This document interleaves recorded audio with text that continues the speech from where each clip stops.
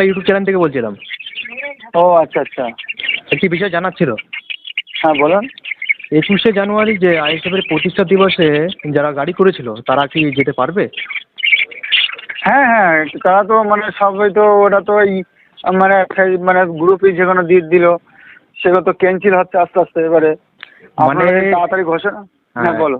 যারা প্রত্যেক জেলায় জেলায় তো গাড়ি করেছিল, হ্যাঁ হ্যাঁ কতজন হ্যাঁ হ্যাঁ। কতজন ওখানে যেতে পারবে আইএসএফের সবাই? দেখো, একটা আমি আমার বিধানসভার থেকে বলছি, টোটাল আমার মিনাখা বিধানসভার থেকে 15 থেকে 16খানা গাড়ি। 16খানা গাড়ি? হ্যাঁ। আচ্ছা, 16-17খানা গাড়ি। মানে যারা গাড়ি করেছিল তারা সবাই যেতে পারবে? হ্যাঁ হ্যাঁ হ্যাঁ হ্যাঁ, টোটাল। আচ্ছা, একটা বুথ থেকে 30 জন 40 জন করে যাবে। একটা বুথ থেকে 30 জন 40 জন করে যাবে?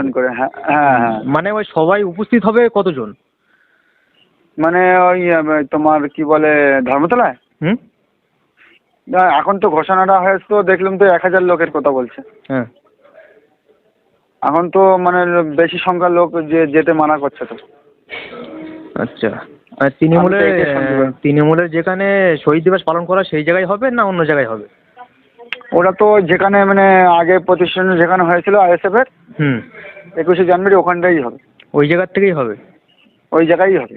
আচ্ছা, মানে এটা কনফার্ম যে আইএসএফ এর সভা হবে? সভা হবে কনফার্ম। আমার একটা ঘোষণা এসছে, একটু মানে সেটা এখন কনফার্ম আমার দেয়নি এখনো। এই বিষয়ে নওশাদ সিদ্দিকী কিছু এখনো বলেনি? না, এই বিষয়ে আমি কোনো ঘোষণাই পাচ্ছি না এখন কোনো কিছু। মানে এই যে এটা এখনো কনফার্ম হয়নি যে সভা হবে কিনা?